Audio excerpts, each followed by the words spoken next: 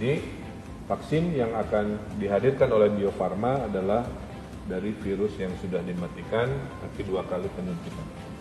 Yang nomor 3, dari mana datangnya vaksin? Pak, katanya kenapa hanya dari Tiongkok? Tidak betul. Hari ini vaksin itu sedang persiapan, ada dari Cina, ada dari Korea, ada dari Inggris, ada dari Indonesia. Dan untuk siap diproduksi harus melakukan 3 tes. Tes pertama di bawah 100 orang, tes kedua di 100 orang, tes ketiga di atas 1000 orang.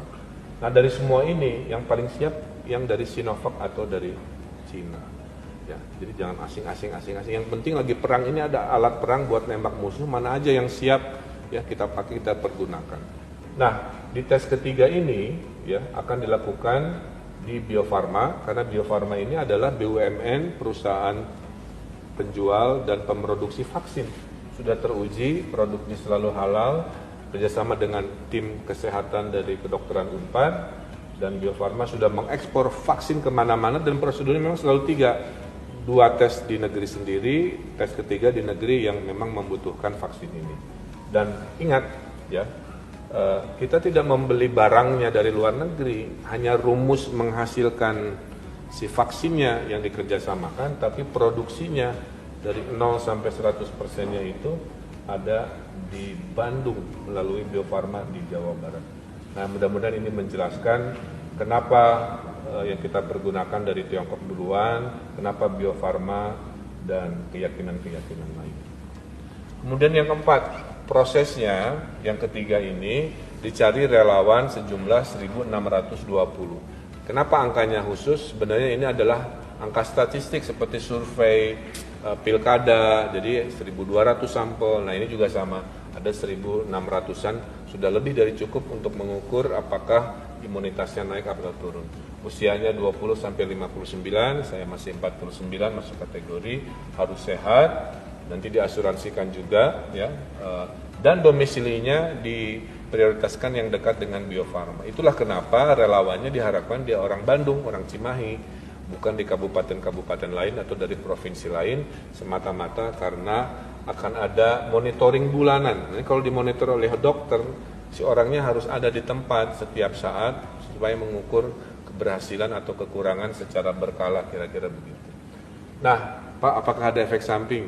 Namanya juga vaksin ya, tidak banyak efek samping yang luar biasa. Efek samping dari vaksin biasanya yang saya tahu dan menurut konfirmasi adalah kadang-kadang demam sesaat atau bengkak karena suntikan, biasanya hanya 2 itu.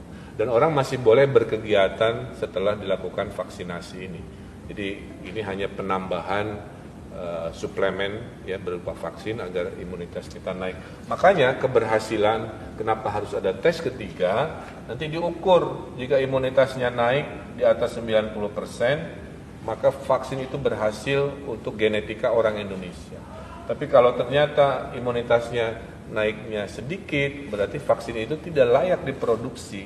Itulah mohon doa restunya, mohon semangatnya, saling mendukung. Kita doakan agar vaksin produksi Bio Farma ini bisa menaikkan imunitas orang Indonesia di atas 90%. Saya sebagai gubernur kenapa ikut? Karena jangan sampai ada yang bilang, oh pemimpinnya aja nggak yakin, kita rakyat jadi kelinci percobaan. Saya kira tidak begitu ya. Kita melihat ini ilmiah, maka saya ikut sebagai relawan bersama masyarakat. Saya ikut divaksin juga, sama-sama di wawancara dokter, di kontrol rutin dan sebagainya. Dan kita harus saling mendukung, kurangi melihat berita-berita hoax, berita-berita yang tidak terkonfirmasi, sumbernya di gugus tugas ya. Kalau saya yakin saya berhasil, maka saya menjadi testimoni yang valid. Karena saya pernah menjadi relawan, sehingga kalau nanti dipergunakan ke rakyat Jawa Barat, Indonesia, bukti gubernurnya juga sudah melakukan proses itu, mudah-mudahan menenangkan dan meyakinkan.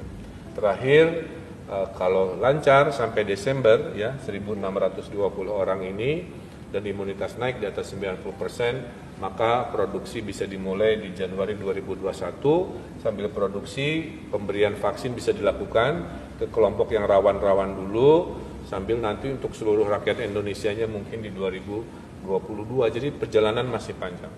Oleh karena itu dukung berita baik ini ya, hindari diskusi-diskusi dengan orang-orang yang tidak kompeten, Kalau mau pintar, bergaulah dengan orang-orang pintar.